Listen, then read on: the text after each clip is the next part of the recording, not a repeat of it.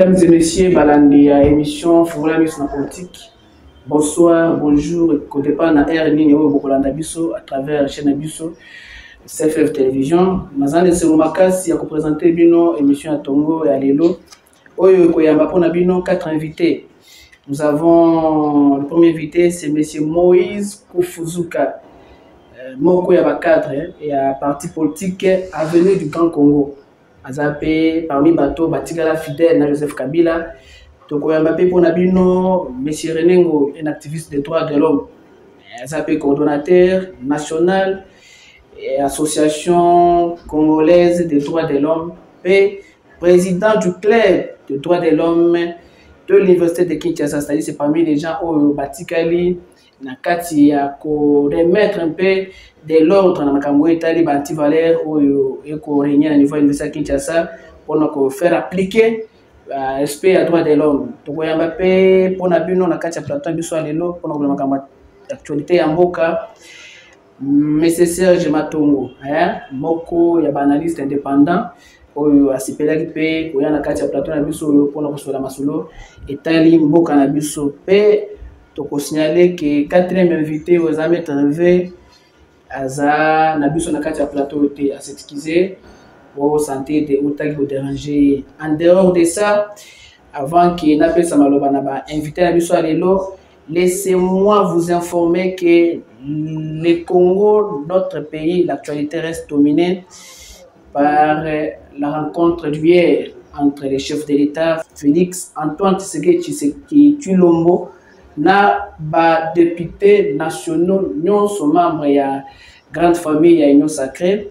Oyo masolo beta makilobi beaucoup de gouvernement masolo ezakini ni beaucoup de gouvernement na plateau biso lelo pe actualité mususu to kusane bino ezakami balé oya Italie sécurité ya mboka na o Katanga. Idi Kapen, le général Idi Kapen a exhorté le militaire pour ameka kolongola balongo na kati ya politique batika la politique pe asenga bango batika ba mauvaise pratique pour que armée na biso etombo meza likolo na yango pe kana compte ya sécurité na Nord Kivu, une tenue spéciale pour les Wazalendo, une nouvelle étape dans la défense congolaise. C'est ce qui ressort de la défense pour ça que va accompagner les compatriotes chaque jour pour nous défendre un bon bango. Alors sur ces plateaux, comme je vous l'avais annoncé, je ne suis pas seul. Je suis entouré des hommes intelligents. Batamaele pour défendre Mboka Nabiso à ma gauche, maître monsieur Renengo. Bonjour mon frère. Bonjour monsieur Moïse. Comment la santé?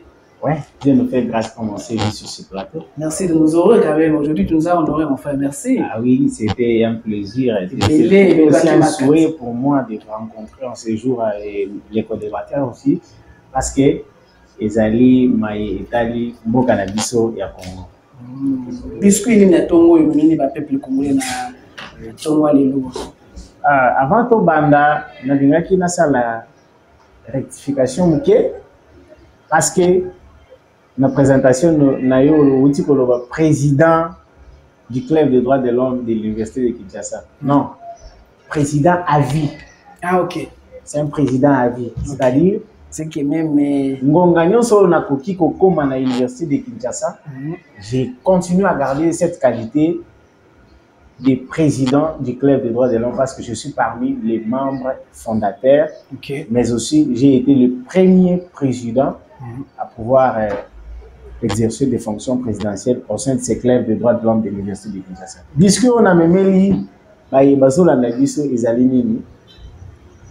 pour la première fois, bana naïeba ministère des droits humains, na sepela qui na geste il y a ministre des droits humains, monsieur Fabrice Kwela, où il y a qui représenté Mokozi Mboka na mai matali bandeko na biso oyo basili kokufa na este kuna à cause ya bitumba oyo roi nation posé biso injustement. OK.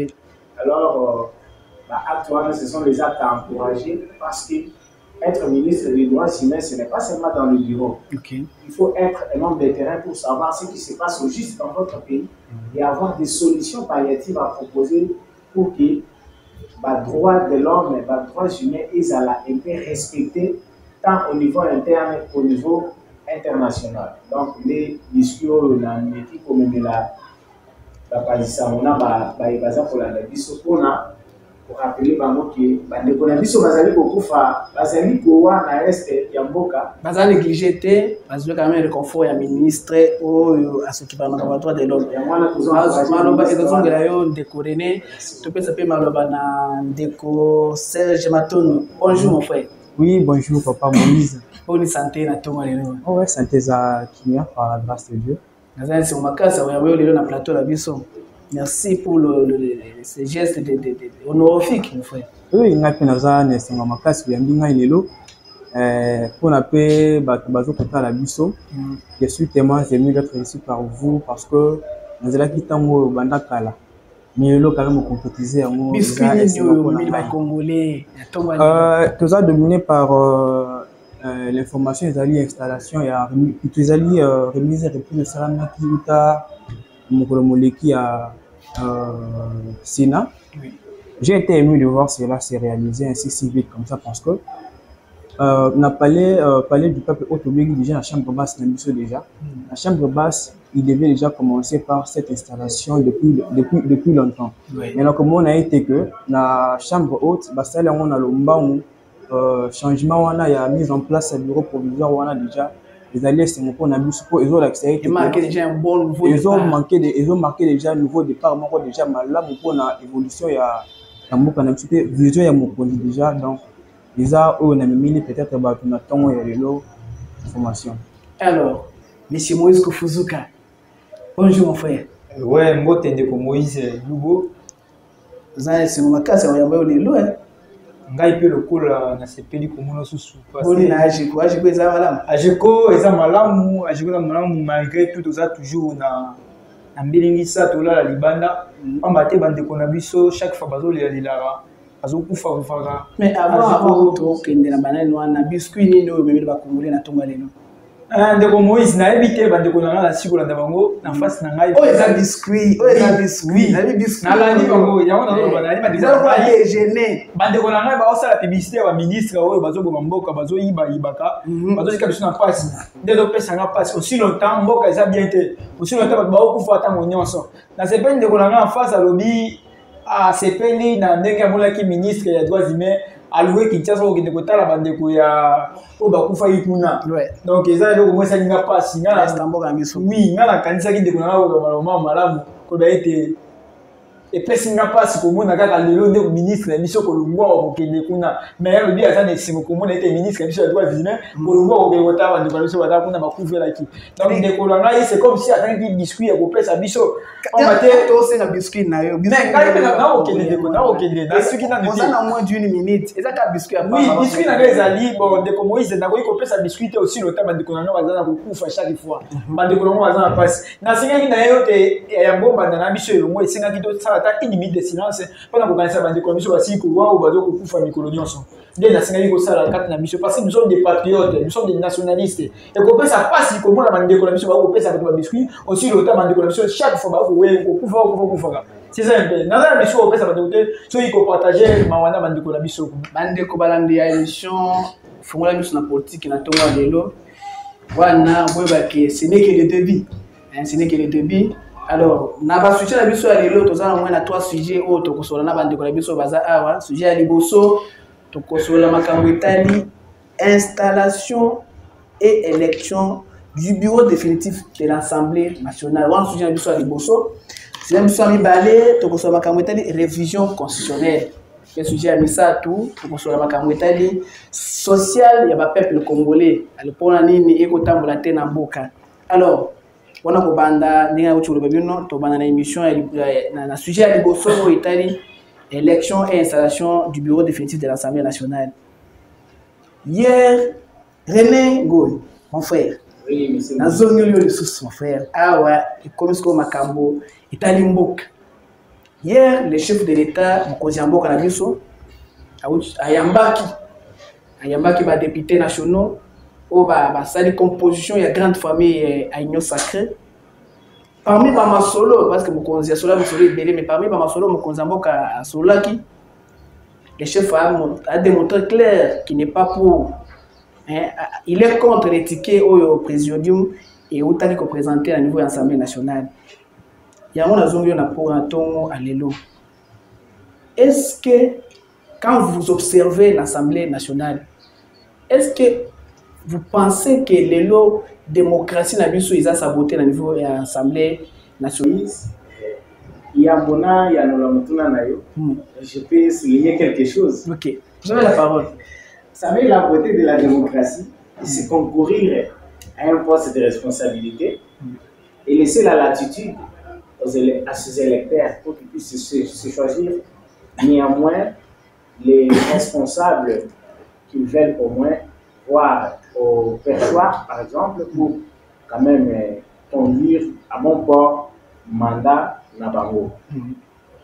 Mais ce qui fait très mal, c'est que cet hémicycle-là est devenu un théâtre où les violations des droits de l'homme sont orchestrées par ceux qui devaient nécessairement organiser les élections définitives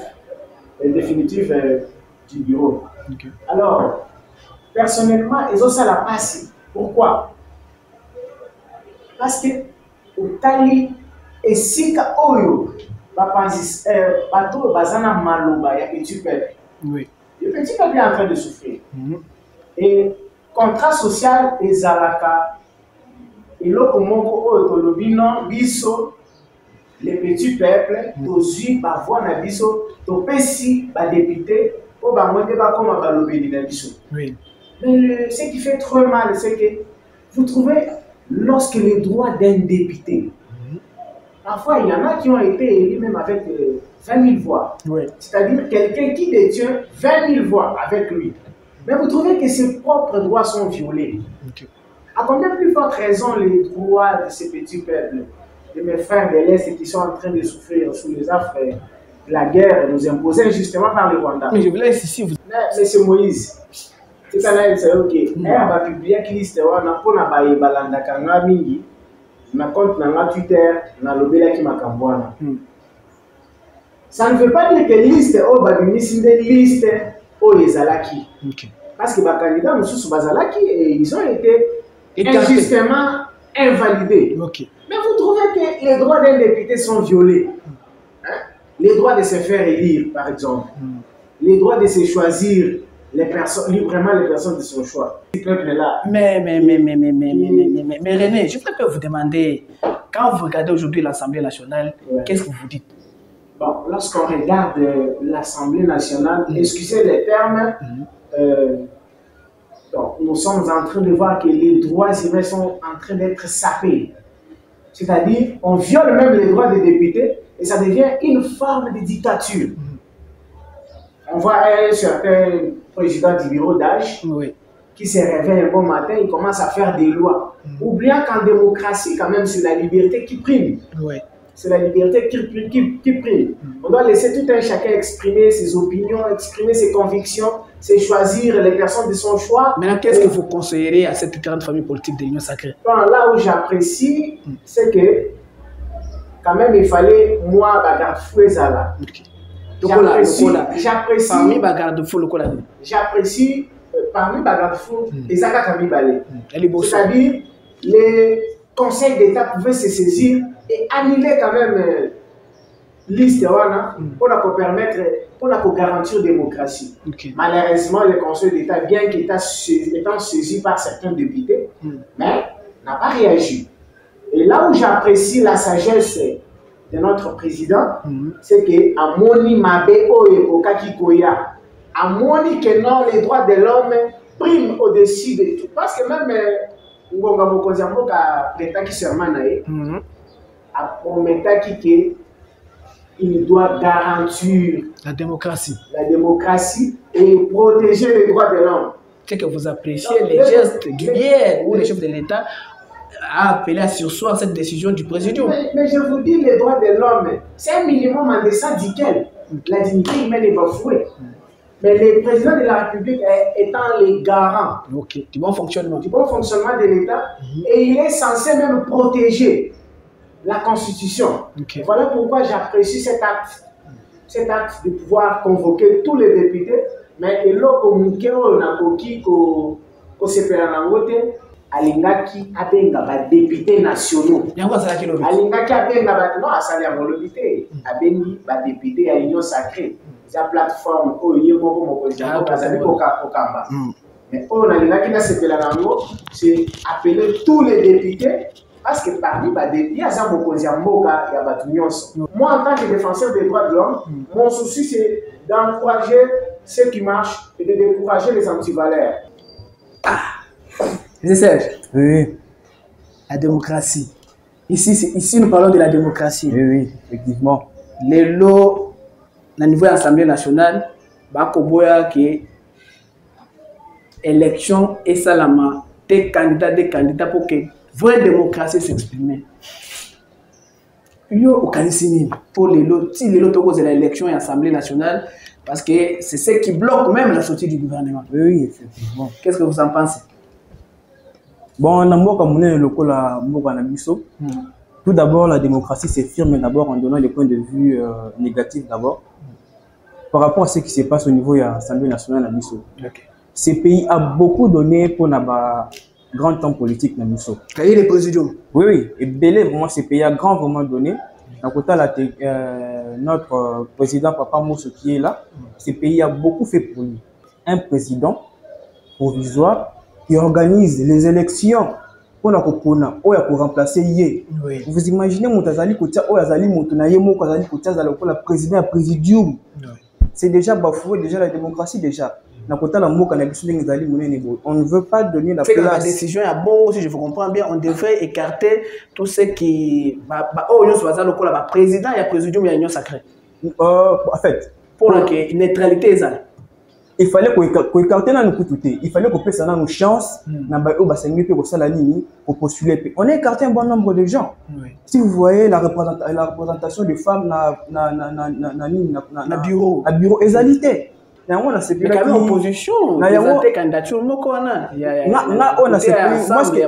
moi ce que j'ai aimé d'abord hier, c'est d'abord ce que le président a fait comme geste à les députés Nyoso. Et puis ce qu'il a demandé à saigner plus d'abord, ils allaient dans représentation et la femme. Qu'est-ce que vous proposez? Bon, en fait, moi, selon mes propositions, c'est d'abord, il devait y avoir une représentation de femmes dans le bureau à présidium. Représentation à Bassi. Et aussi, M. Mbosso. La compte est union sacrée parce que. La compte est union sacrée. Et aussi, notre papa Mbosso qui est là, on vous doit beaucoup du respect. Papa Mbosso, quand il a été pour organiser les ma bureau définitif. Député, ceux qui sali pétition contre vous, c'est par rapport. Il y a comme les organisation qui malamu te pona bango ozali ko buka démocratie ya mboka na biso ozali ko telemela démocratie ya mboka na biso tant ozali ko sala organisation ya maponami yimoko ozali président on se proclamer comme si ozali président okoni sous moto na ya mopandi ozali lokola bras droit na yo azali lokola président ya organisation ya ba élection ya commission wana mais ko sala boni. Vous voyez qu'il n'y a pas de la démocratie là-dedans. Il n'y a pas de la démocratie. Démocratie, c'est-à-dire qu'on peut s'amontrer sort droit, chance. Et compétir. Oui, c'est ça la démocratie. On peut s'amontrer sur chance et éviter que non, nazali moi na mboka. Nazali pe capable de reconnaître mboka na biso. Tous les qui na mboka na ngai ya mobile, otoko yamba. Deko Moïse. Tous les ressources. Les lots jusque là. La sortie du gouvernement est retardée par l'installation du bureau définitif, tout simplement parce que l'union sacrée est satisfaire tous les membres de la organisation de Bango. Pour que Makambo et Tambola Madame Namboka Nabiso, c'est un niveau, il y a temple de démocratie au Kanisimi de Moïse. Merci Ming de Moïse pour Namaloba. Ngai na kulubelo kumoko eloko nyonso ebandaka malamu esukaka malamu pe ebandaka mabe esukaka pe mabe ndeko to tukoleka na maponami moko awa oyo ezalaki nomination ndeko kabima ye moko na maloba na ye moto abakisaka te quand on est publié, on nommé par conseiller communaux. Alors, va dire sont nommés. Ça peut arriver, c'est un lapsus en même temps. Tu peux aussi comment. Mon frère, une erreur. Mais c'est le président de la Ligue de Kotilo. Ce qui a dit que comme le comment c'est mot comme beaucoup de la moto. Et bon, il y a un sabat mandat il y a 5 ans. Tant que l'objet que nous sommes nommés. Mais mais accepte ce que je suis en train de me dire. Que non, mais c'est Kadima Anoumaki. Nomination de mes missions à Makambo élection ensemble. Tous ceux qui sont malins, ah, auto sur la Makambo bureau de non, pas une introduction parce que yo baninga directement à développement. On a une introduction. En fait, un développement. Malheureux pas na. Oui. Et qu'on va que non. Nous sommes de comme on a le logo ils ont des Kadima. Comme un dossier na. Tous ceux qui ont dossier comme Moïse. Comme il m'a dit, n'a évité. Aux hommes non, s'il vous plaît. Au bien na kati ya plateau, aux hommes il y a union sacrée au bien ngini. Surtout aux hommes, surtout on appelle ça qui est bongo ba ko yo. Na le boye. Soko sana ba kamsa bakis. Nana mtato na mituna. Eza yo tuneza nani? Ne ya bio de ko. Mais tu quand même na loba. Nana mtuna na ngao na poser la zone qui est derrière. L'état ya soya installation ya bureau. Certainement na zone na yo. Nko ba boye. Les gens qui ont dit que nous avons besoin de Tshisekedi de Kadima. Bangonde babandaki mabe, puis ekosuka peka kamabe. Et là comment on te gobote ya malam. Élection ya bureau définitif. Voilà. Ndeko na ngai. OK. Ndeko Moïse. Et là na pas si personne. Mboka na biso yo, quand il photo ça ma ponami. Malgré Ozaki ma ponami en 2011, 2018. Ozaki a nomination. Malgré Ozaki a nomination 3 fois. Non, ça fait 4. En 2006, en 2011, en 2018. Non, il y a 3 fois. En 2023, c'est 4 cycles électoraux. S'il vous plaît, et ce que Fuzuka, c'est 4 cycles. Non, il y a 3 fois. Ah, on a Oyo. 2023, il y a ça fait 4 fois. Mais toujours il fait théâtre ici, théâtre. Théâtre. Est-ce que l'Union sacrée, il faut bloquer Mboka. En fait, tout soit bureau définitif. L'Assemblée nationale. Qui sont ces gens-là? Les Kabylistes, ce sont des Kabylistes. Non. Ici, on ne parle pas des Kabyles. Mais nombreux, des Mobutistes et des Kabylistes. Respect, s'il vous plaît, respect à l'héros vivant. Chef Kabila Kabane. Je ne sais pas insulté. Je ne sais pas si que non. La majorité ont pris la formation là. S'il vous plaît, chers frères, ici, on parle de l'union sacrée. Vas-y, vous avez la son bureau. Est-ce que Mandeko Wana va y copier Misso le Badouan, Misso Peuple qu'on va vivre? Pas bloquer le bureau définitif de l'Assemblée nationale. C'est pourquoi? C'est parce qu'il y a des intérêts personnels. Chacun d'entre eux, nous comme intérêt dans le monde. Donc on va se soutenir. Il y a un peu de Madeleine de Moïse. Et là, on va le comme dans l'Assemblée nationale. Et là, on peut signer pas si on a un commentaire sur le Bakano. À ce point-là, qui n'a pas président de la République qui a bien qui m'a député dans son déco. Président Félix Tshisekedi a bien qui m'a député dans son déco. A bien qui m'a député dans le Banoma qui a union sacrée. Il y a un moment, il a rappelé. Bandeko Yakou, constitutionnalité, si vraiment ils ont passé dans une bonne école, il y a droit pour dire le président de la République. S'il vous plaît, monsieur Moïse, s'il vous plaît, le président de la République. Qu'est-ce que vous recommandez? S'il vous plaît, monsieur, s'il vous plaît, laissez-moi le temps de s'exprimer. Non, la télévision sur le temps. Bien sûr, laissez-moi le temps. Un petit temps. Vous avez une minute. Ok. Le chef de l'État d'abord a trahi le pays. Il a violé la constitution de son article 69. Il oublie qu'il est le garant de la nation. Est-ce qu'on peut vérifier? Que dit l'article 69? Ok. Le président de la République est le chef de l'État. Il représente la nation et il est le symbole de l'unité nationale. Et il s'écarte de l'unité nationale. Il a convoqué les députés de l'Union salité. C'est ce qui constitue la majorité à l'Assemblée nationale aujourd'hui. Et dans ce cas, voilà, si on ne voit pas bien aujourd'hui, c'est l'Union sacrée qui bloque la sortie du gouvernement. Ah non. Nous ne sommes pas à la sortie du gouvernement, nous sommes à l'installation du bureau définitif. Qu'est-ce que vous recommandez? Qui vont installer, s'il vous plaît, monsieur Moïse, qui vont installer les gouvernements? Non, je demande la question. Qu'est-ce que vous recommandez à l'Union sacrée? J'ai rien à recommander. Je suis en train d'appuyer les chefs de l'État à ces derniers mots. En disant, si vous continuez, je dois annuler cette élection et réorganiser les élections. Oui. C'est ça que nous voulons. Vous êtes pas une élection transparente. Mais vous ne savez pas si ça risque de déranger la constitution du pays. Parce que maintenant, on aura maintenant des décalages dans l'organisation des élections présidentielles. D'ailleurs, qui fait les constants? Ce n'est pas les chefs de l'État. Non, je ne sais pas dans l'organisation. Non, non, je sais que je vous dis. Qui fait le constant? Ce n'est pas les chefs de l'État. C'est lui qui va constater. Et c'est celui qui aussi va décider. Vous ne voyez pas, nous tournons toujours là. Moi, j'appuie les chefs de l'État. Oui. C'est ça.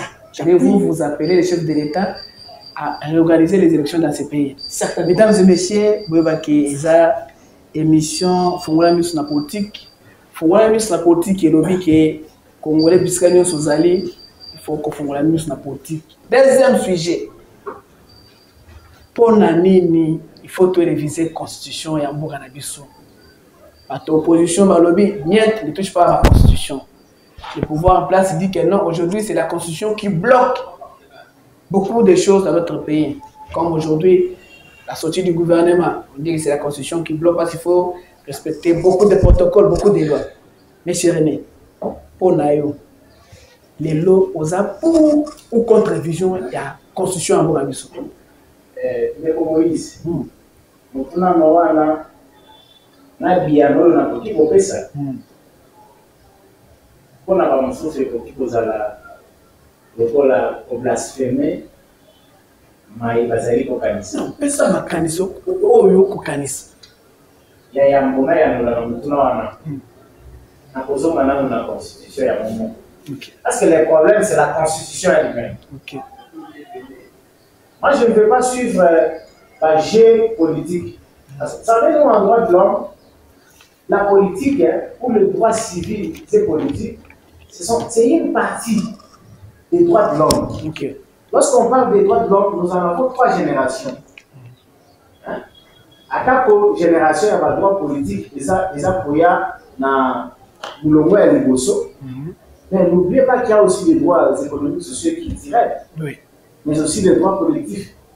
Pour la Mao, les musiques, c'est la 4e génération, ils sont soutenir, mais nous sommes en train d'analyser si on peut adhérer pour la génération à la droit et à la mine. Donc, c'est-à-dire, la droit civil et politique, et ça, la droit, moi, quitter les mots, il y a le droit de l'homme. Pour ceux qui n'ont pas la vie, c'est que si on a la politique, c'est-à-dire qu'on peut faire des négociations. Parce que ceux qui ont aussi quand même à l'université, le professeur Jacques Joly disait la politique, en tout cas, fait dominer sur les droits. En ce qui concerne la révision ou pas de la Constitution, c'est la Constitution elle-même qui est devenue un problème. Est-ce que la Constitution prévoit la révision de la Constitution? Prévoit sa propre révision? Ok, ça c'est la première question. C'est un problème, Est-ce que la Constitution interdit sa modification ou son changement? C'est le deuxième problème. Le troisième problème, est-ce que l'initiative de la révision de la Constitution est prévue dans cette même Constitution? Ce qui problème initialement les Ubiens, on sait que ça ne peut pas poser un problème si on révise la Constitution. Posons maintenant un problème hier. La Constitution elle-même a prévu qu'elle peut être modifiée. Et si on la modifie, où ça pose un problème? Deuxièmement, il y a des personnalités qui peuvent initier cette modification ou ces changements de la Constitution. Entre autres, les chefs de l'État, les gouvernements réunis après avoir délibéré en Conseil des ministres, ils peuvent initier cette modification. Ou les 3/4 et les 3/5 du Parlement, ou encore 100 000 Congolais peuvent initier une pétition. Et à cela, le président maintenant peut faire appel au référendum.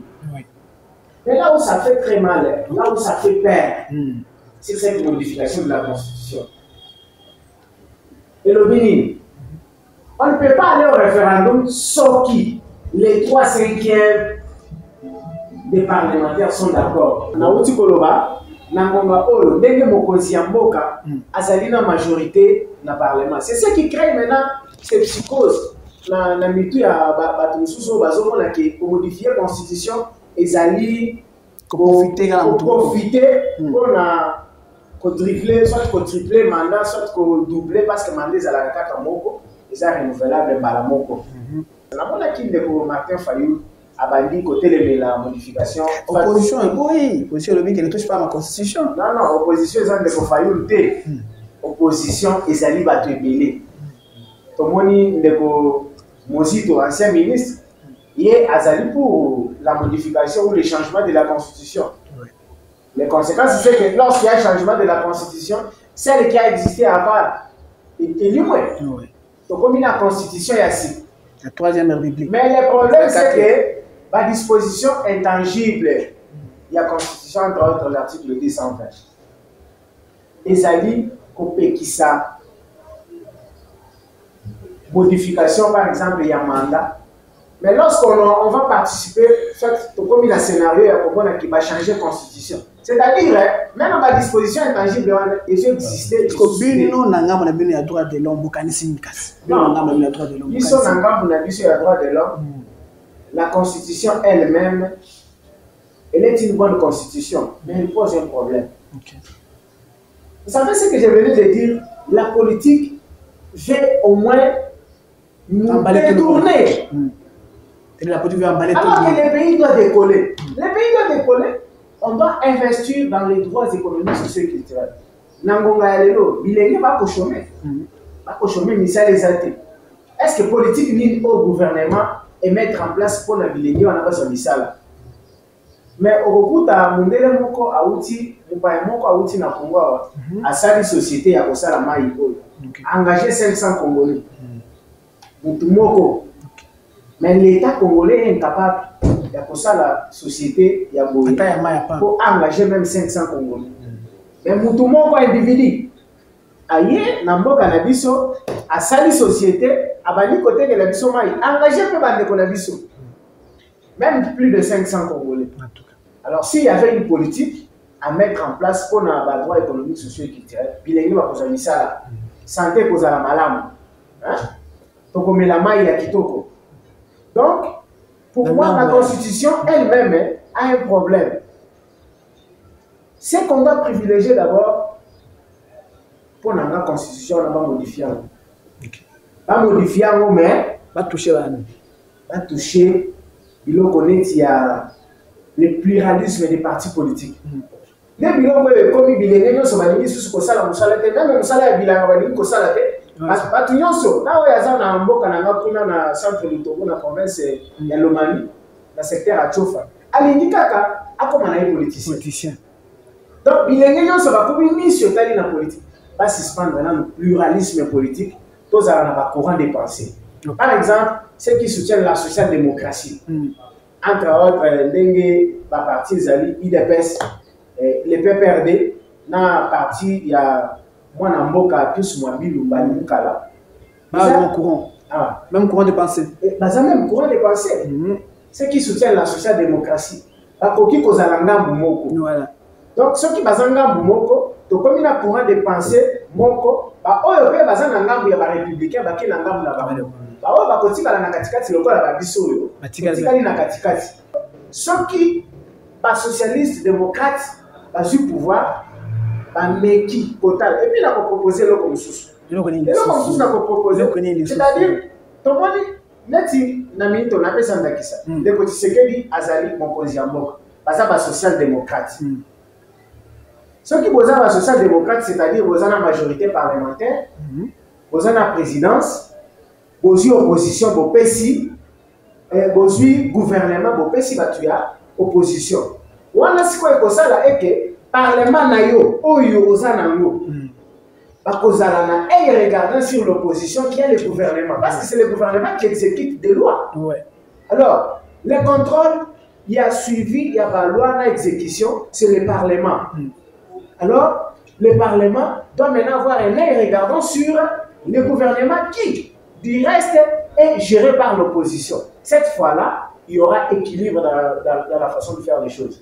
Parce que ceux qui continuent dans le rythme haut, les années qui sont dans carcan moko, ils sont censés contrôler en même temps, ils ont même morale. C'est-à-dire ceux qui ont eu mais ceux qui, Moïse, Azalinga ou opposition, ngai nazali ngambo ya majorité. Majorité.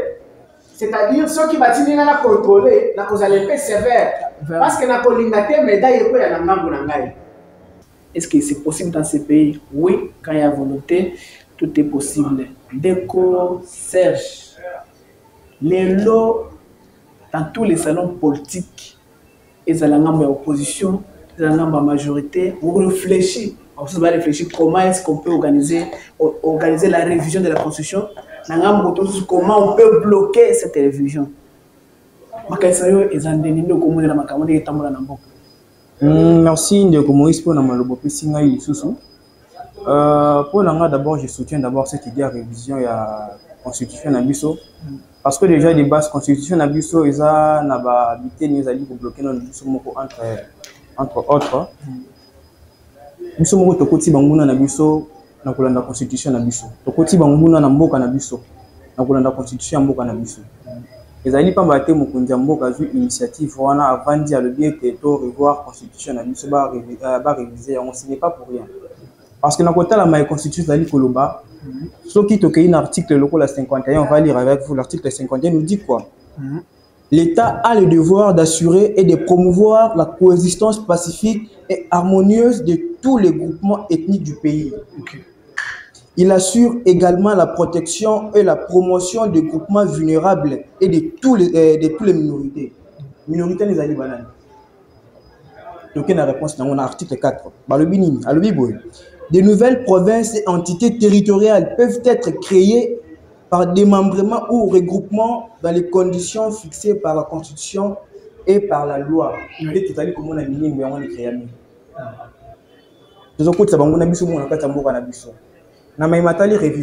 pour je peux dire qu'ils ont intérêt à parce que c'est de l'opposition pense comme si révision et la constitution n'a pas juste pouvoir. Non, c'est pour l'intérêt du pays. Parce qu'on devait revoir cette constitution qui nous freine. Ils allaient bloquer dans ma cambodélé et en boca. Ils allaient madame constitution mais ça nous bloque. Cette révision va à notre intérêt, nous la population.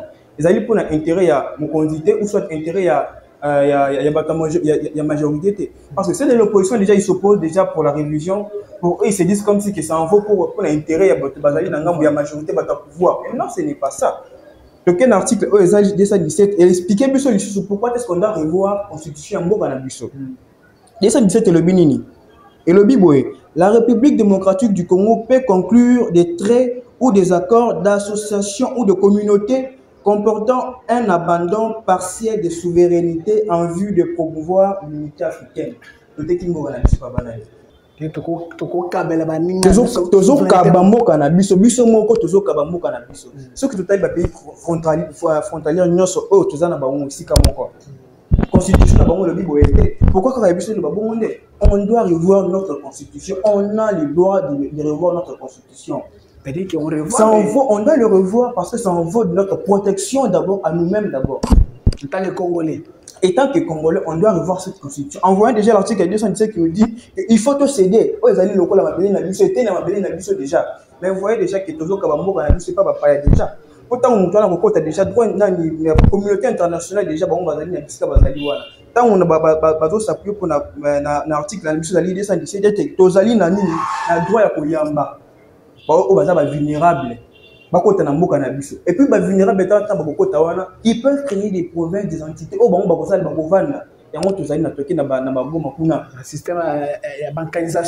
C'est ça. Vous voyez maintenant. Ça envoie l'intérêt à banane. On doit revoir notre constitution. Ce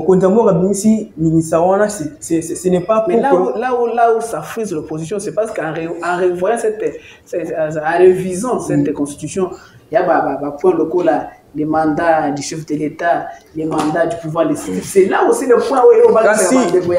Et si on va plus que s'appuyer, c'est à ce niveau-là. Même moi, je dirais, le président, ce n'est pas ce qui l'intéresse, premièrement d'abord. Personnellement, ce n'est pas ce qui l'intéresse. Il y a qu'on revoit la constitution pour toucher un point, il y a mandat. Non, ce n'est pas ce qui l'intéresse. Je sais que voir, ils ont un point où ils ont un point sensible, ils ont une évolution, épanouissement, la population, la souveraineté en Boga Nabiso. on ne peut pas dépendre de la communauté internationale quand même dans ma communauté sur le Canada. Nous sommes un peuple indépendant, toujours indépendance dans le Canada en 1960. On doit vivre de cette indépendance-là. Aux Zambo Canada, et pas Papaya, et Zali le rôle là. Donc, ils ont l'accès comme tous allez faire bien après mon robot comme Mambo Canada. Moi, j'ai pris cette idée. Pour que. Moi, je suis de cette idée parce que ça en vaut pour notre bénéfice aussi. Totalité, Mbo Canabiso, les alliés à la portée de tous. Comment nous tenons ces alliés à pouvoir reporter Canabiso, Nambo Canabiso, Nengi à Lindi, et qu'on s'installe Nengi à Lindi. Wana Isaki, des mécaniciens, des concierges. Oui, bah, qui. Wana, ils ont débat mon négo salamana, salon politique tout. On se va réfléchir comment protéger les pays, on se va réfléchir comment protéger les pouvoirs, on se va réfléchir comment entrer au pouvoir. Tous les qui n'angambo to pesa maloba na ndeko kufuzuka lelo ndeko débat économique révision de la constitution. La opposition va pour le baquet, ne touche pas ma constitution. La majorité va pour le baquet, non, il faut revoir certains points. Na AGECO ici ka au participant mingi na ba réunion ndene ya mboka na biso wa mboka makaisa bino ezali. Bana monde comme Moïse pour la mutuna biso toi bateau de la tête de gauche à droite. Tu as fixé un libé pour lui conduire ya mboko za ba bingo constitution la loi suprême. D'accord, il y a un moment à répondre toujours comme un philosophe donc on a la mutuna. Pour la changer soit pour modifier constitution. Quelles sont les obligations?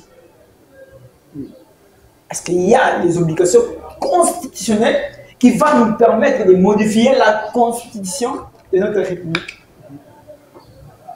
Ah, moi, quant à moi, je connais, il y a trois choses. Il y a premièrement l'urgence, la nécessité et la priorité. Ce sont les trois éléments qu'on peut mettre là et qu'on modifier la constitution. Est-ce que c'est que dans le lot, on a quatre Samboka dans le Congo? L'urgence n'y est là. Ils ont permis de modifier la constitution. Est-ce qu'il y a une urgence? On débattait dans le ACP à Zaliwana, il y a Jean-Denis Gobi. Non, il a été. Maintenant, il y a majorité. Il y a majorité, il y a union sacrée en face. Parce que l'urgence, c'est ça. Il faut modifier. Parce qu'il y a des choses à qualité. On est pas modifié. Bon, dans la société civile, ce qu'on a appuyé sur particularité, vous avez prié en moi avec un homme, non, quand vous êtes juriste, vous devez critiquer avoir aussi. Na lobby boy. Na ngambo. Na bino ndeko Moïse d'accord ba ter débat oyo elamukaki bino na ngambo na bino bukanisi nini ndeko Moïse c'est encore un débat c'est pas oui c'est un débat ndeko Moïse bino bakanisa bino na yebi oza muti ya union sacrée na yebi pas me qualifier non je connais Moïse parce que pourquoi bandeko tiki ba mota ba s'exprimer mais nga ozo nyoko tiki c'est comme si la parole c'est de la mais c'est que la personne mongo. Non, c'est là, on va président Jacques Calvin, la pêche non, c'est là, on va la pêche maloba. Ok, tikamana le bobo, na ke mamoko na yo kandeko. Il faut tout se faire entendre. Nous sommes venus ici pour réfléchir la République. Tu es à répondre au commissaire X ou Y T. C'est un débat républicain.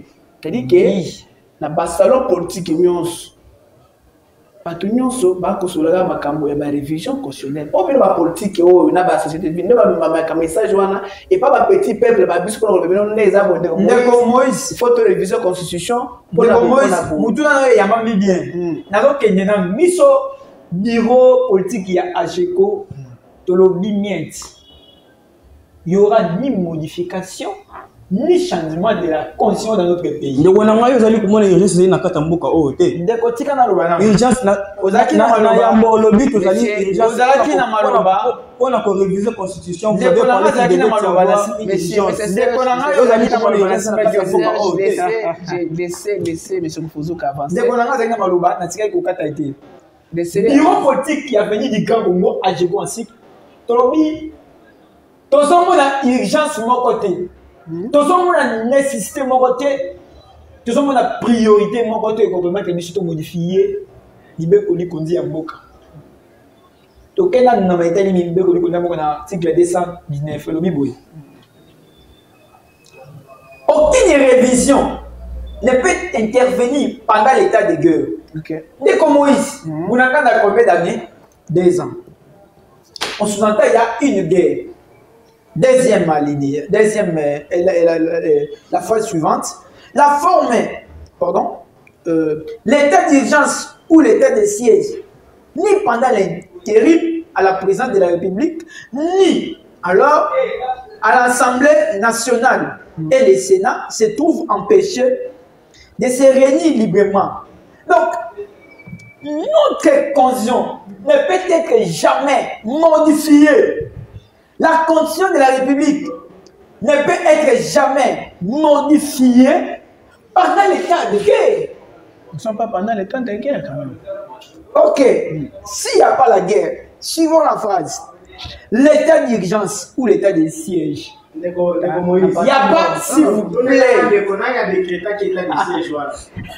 C'est toujours la même personne. Chef, qu'est-ce qui empêche que. Mon conservateur, s'il vous plaît. S'il vous plaît, laissez-moi finir. Vous êtes juriste. Pourquoi vous avez un devant la bouille? Tout le temps, vous avez une condition le bien. Pendant un siège, on ne peut pas modifier la constitution de la République. De Moïse. Mais c'est le président de la République à qui je dois beaucoup de respect. Parce que c'est lui le garant de la nation. Félix Antoine Tshisekedi. Qui le mot?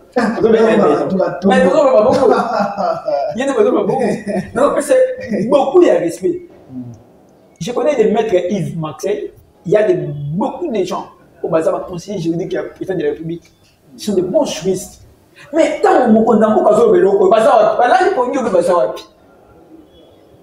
mais quand vous commisez président, mais vous m'avez dit ça, vous avez l'article 219 de la Constitution de la République. Pendant un siège, monsieur le président de la République, pas modifier la constitution. Ni révision. Oui! Et ça a raté. Mais bien qu'on est au Yango.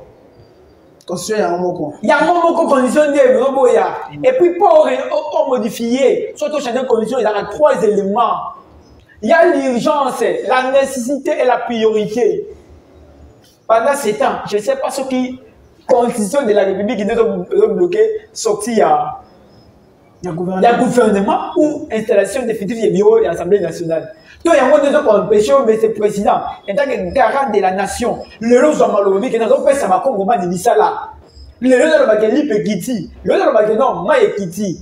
Mais c'est le président de la République, et sa constitution est bloquée. À Jéko, Tobo, Itolobi, modification, il y a constitution pour ça les mater. Soit le peuple, soit le président de la République. Voilà. Donc la mise en ligne, on a 6 cités, 4 minutes. 4 minutes. Dès qu'on a celui 6 minutes, dès qu'on a celui 8. On a 4 minutes. Là, il y a un autre continuer. Total article 920, c'est le Bible. La forme républicaine de l'État. Les principes suffrage universels, la forme et représentativité du gouvernement, le nombre et la durée du mandat des présidents de la République, l'indépendance du pouvoir judiciaire, le pluralisme politique et le syndical ne peuvent faire l'objet d'aucune révision constitutionnelle. Tout ce qui est dans Wana. Donc, on dit c'est que dans le cas, avec Olala, et 5 ans, vous avez rebellé. Est-ce qu'il y a un comment? À mon jour, 5 ans, vous avez débuté l'économique. Allez, on modifier le concept. Donc, on dit c'est qu'il y a du président de Bissau. Vous connaissez un peu Fatih Béton.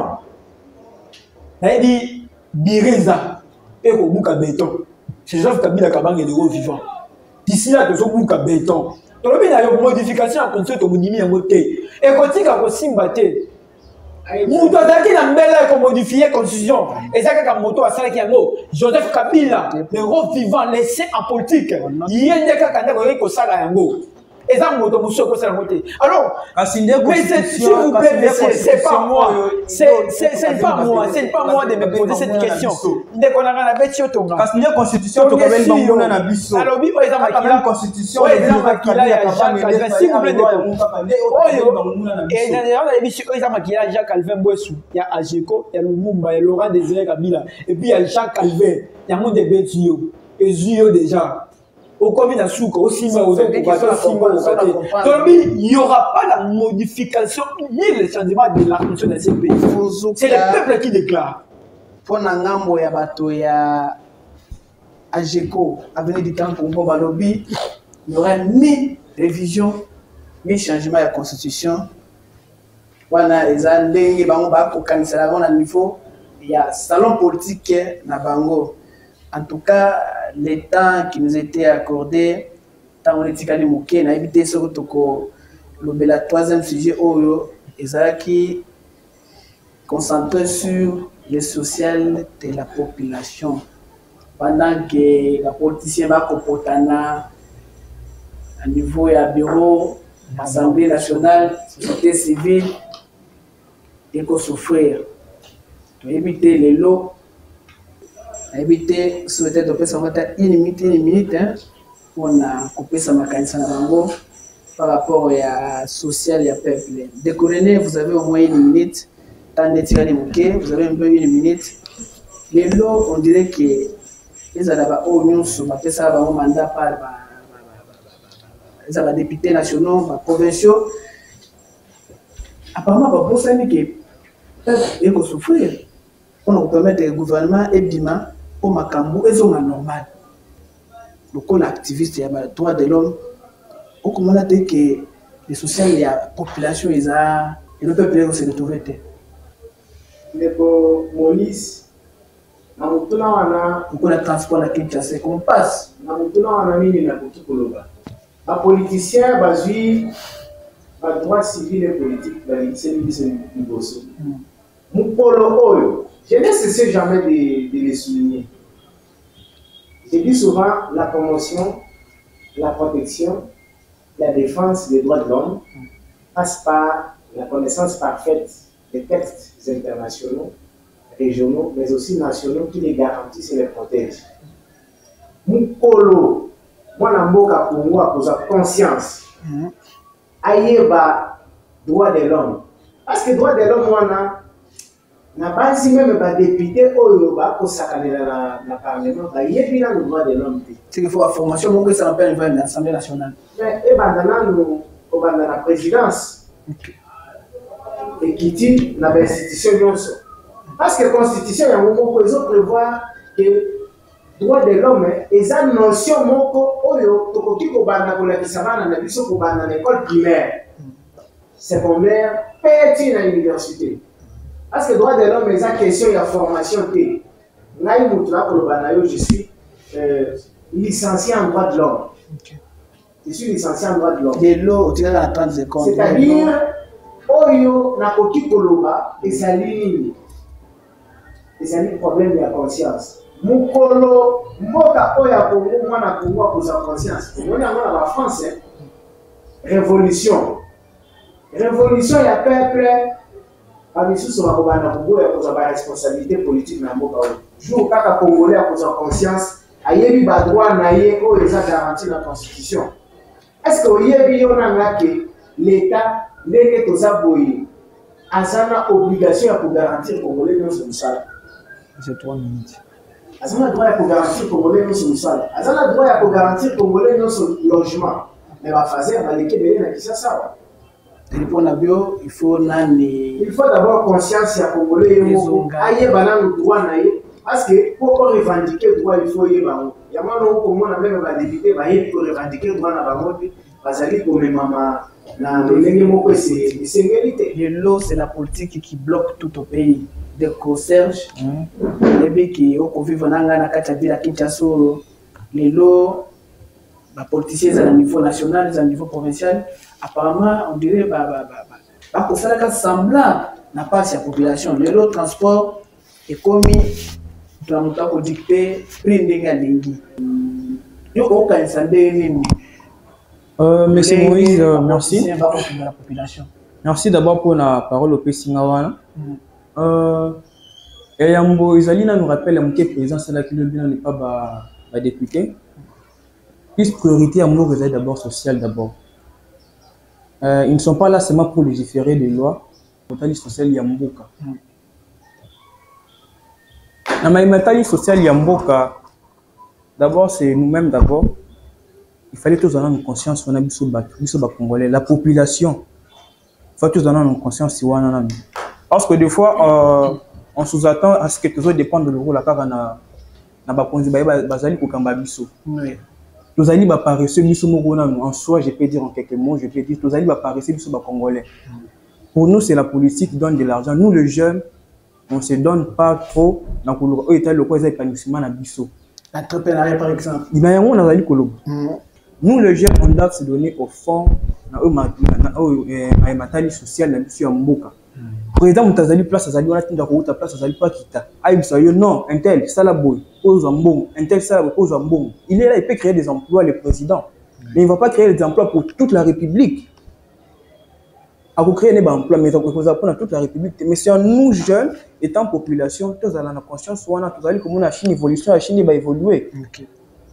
Les alliés conscience, il y a beaucoup de population, basi conscience wana. Ce n'est pas le président Moutaouti place à la Kiwana à Kitsi, à Bani Kosala, non, c'est eux-mêmes la population. C'est la population qui doit prendre d'abord conscience. Mon ce qui on a ce plein à maïndi qu'on a le biso qui biso moko tozi conscience, biso moko population tozi conscience. Na ba bazali ko kamba biso, ako kamba biso le soutien ko belé ba ko kima. Ici Kanyonso Ozali eza na ville Kinshasa, eza na intérieur province. Et ça va accumuler biso la diaspora, va aussi na biso ma conscience et zone, hein, toujours ma conscience. Je reviens à monsieur Rufuzuka.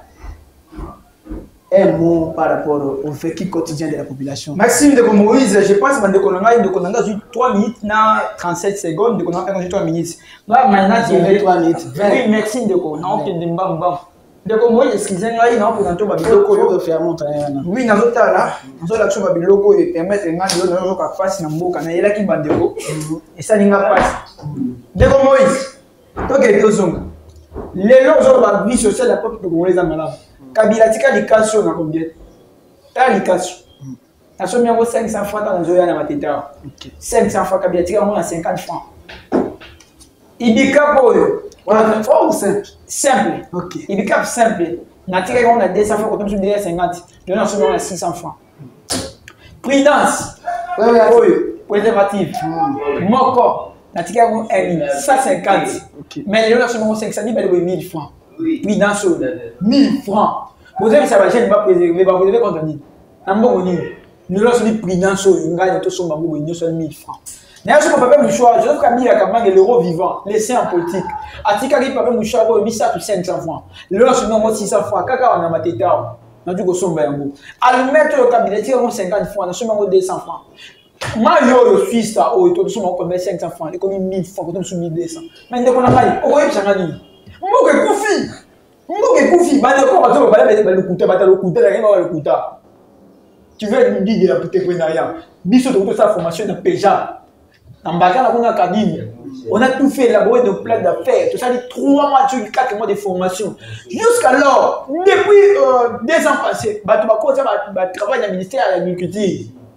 Si le lot social soit financement. Pour le financement. Si le lot est dans le baou, comme si on a la formation académique dans Bakana.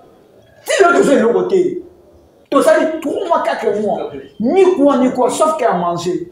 Bah, de Robazo, il a tiré le logo. Aussi, c'est un peu les amants, beaucoup d'amants, il peut commis combien de lots. J'ai l'impression que ma veste, on a félicité pour la veste. N'habitez moi, on se jouer pour avoir des détournements. Il va comme on a gouvernement, n'habitez moi, on va avoir des détournements. Mboka passe, mboka bazo la tout le monde connaît là tu peux tes poches. Non là tu au moins ça régime akala. Régime ya bassin. Nous sommes dans la mission FCC tout d'abord bassin politique. Nous la président s'il vous plaît, Acheko est un parti politique il y a bassin tout. Une minute. OK, merci de Konangai vice pour commissaire à Changa mo cher. Mboka we singa ko vendre place mo ko solo là. Ce qui est sololité et aussi maté. Na ça na balé Konangai ba Justin Bize, ba Mardoché ba fait. Mboka we singa bolingo. Président de la République, à tout moment qu'il y a des gens qui ne sont pas et là, il y a des combien de la classe politique qui sont il y a des gens pour continuer à passer une belle vie dans la paix. Il y a des gens qui sont avec la classe politique, il y a des gens qui sont les vivants, Joseph Kabila Kabangé, laissés en politique.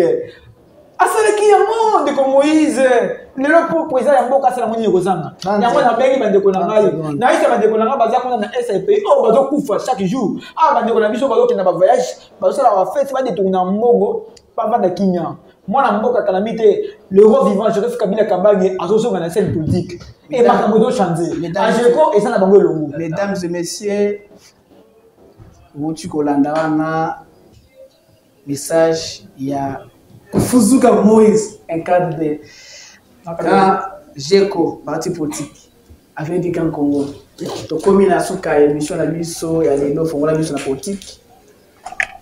Fongola biso na politique et sengi na mutu nyonso tout Congolais bisi ko zali. Message we bimi na échange biso ya lelo ezami balé. Conscience na bolingo, c'est-à-dire tozo conscience biso ba peuple congolais. Fait tous appels à bolingo entre biso ba Congolais. Wana eza message neno utu ko bima na débat biso ya lelo. Nazali mese makasi ya koyamba pona bino na kati ya plateau ya lelo. Deko René Ngoi asepeli makasi mon frère Lengue o sepeli koya na kati ya plateau na biso kasi ke o zamba la sukate quand même. Dans une activité au niveau de Amnesty International, où il y a le 1er juin, où nous allons soutenir le profiter de faire mon collègue, parce que mon ami Asuka,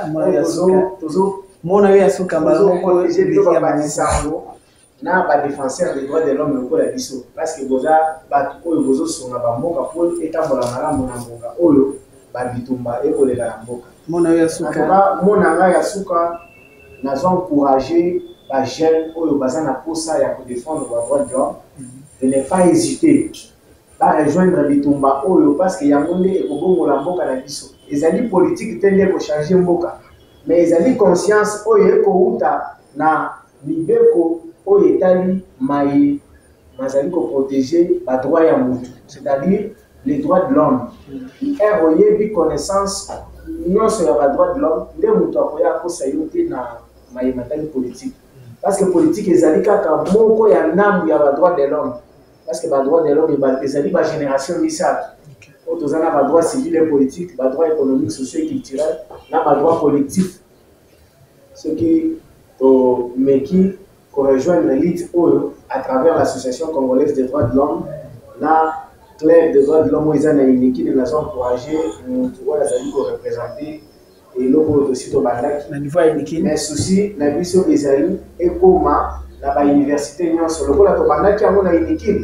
Donc au Soukawana vision on continuer pour toi imposant aux étudiants, monde basali pour la mingi batu ya mayele batu ya bwanya bamonde il faut babanda parce que révolution ebandaka na mutu oyo ayebi en tout cas révolution ebandaka na mutu oyo ayebi wana eza moya suka ndeko René à qui nous disons merci mon frère pour na c'est moi qui vous remercie monsieur Moïse en tout cas Deko Serge mon ami Asuka to komena suki monsieur Alelo en tout cas merci d'avoir répondu et surtout le respect de l'air d'être là aussi mon ami Asuka Deko Serge. Oui, monsieur Moïse, moi, je suis sûr que les députés na biso to sunga mokonza mboka sala musala. Et comme on va la population ils allaient mokonza mboka ndazo ko bloquer évolution ya mboka na emoko azali kukamba. Les députés to sunga mokonza mboka parce qu'il a ce souci là d'aider sa population. Ne soyez pas comme un mur moko bloquer évolution ya mokonza. Bosungaye asunga population naye et puis population naye pe ngambu pe basepela balo bakeba votaki mu bapesa ki chance akama bango pour la deuxième fois et puis mutu wana pe ngambu naye pe asaleli bango ndenge bango bana s'attendre naye pe donc le député aider les présidents à faire de son mieux et à son population. On appelle aux députés nationaux na niveau et assemblée nationale pour baye bape ko sunga mokonzi mboka ezala mokonzi mboka ezala député nationaux bino nyonso bouti na maponami moko aloko ya pe kotika mokonzi mboka ta pona kosunga peuple na eza message o Ndeko Serge auti kopesa biso na mwa bi Asuka. Merci Ndeko Serge na ndenge oyaki na invitation na biso ngape na question matondi maloba et pas Ndeko Kufuzuka mon frère merci Je pense que c'est pas pour la dernière fois que tu es sur notre plateau. Merci de Moïse. Ngai pe le kola parce que naza Congomani solo. Mon avis la na ba Congomani place mo na ebine bato nyoko moi. Malobanga sukeza ke ndenge président Timothée Minaya na cette dudu ni mo balobaka ba ilo mo bi un bon leader eza moto ayebi ko sangisa. Vandisa. Bana kutuna bango ni nesimba te enfin que tout ça est là comme malade. Dès que c'est maintenant de biso mokonzi ya mboka oyo ndeko kadi manumaki Félix Antoine Tshisekedi Tshilombo avec sa classe politique congolaise to vanda poto luka solution en fait que mboka na biso et que de liboso ndeko na oko sa eloko moko te de lo na zoya la dépasser plus de 12 000 na nzela ki sensu makadamo ndeko Félix Joseph Kabila kabanga le vivant tika nzela ki sensu ti le long to ki pa moi zate ndeko mokonzi ya mboka na ba débutant na ba taki nommé to sengi na yo boye nzela ki senso po bi université Kinshasa bandeko d'étudiants bana kuna bazole bana nzela te moi ezate pour pas si nyoso pasi tala boka misu na ngambo ki senso ka te libération buku ti ko zo mata amba bandeko baolela sunga bango asunga bango c'est ça ba mo ya suka ya ndeko kufuzuka lobi boye na chef de l'état aiba pe ko yamba le chef de l'État aiba pe ko sunga bande ko na biso ya Kinsenso na nzela oyo yelonga Kinsenso ni mayilikini pe asengi pe na mokonzi mboka soki possibilité ezali lokola za tata mokonzi mboka ape ko sangisa bana nyonso ya mboka pona intérêt ya Congo. Mesdames et messieurs, si vous avez aimé cette émission, dites merci à toute l'équipe. Équipe Mobima oyo accompagné biso pona que émission oyo s'est réalisée. Si ma caméra, tous en ndeko Jean, tous en ndeko Blacky, bazalaki wana pona kosunga biso. En tout cas, merci na bino ndenge bokola na biso. Ndeko Serge, merci. Ndeko René, merci. Ndeko Fozuka, merci. J'espère que je vais vous recevoir à la prochaine. Cette émission est terminée. Mesdames et messieurs, ciao.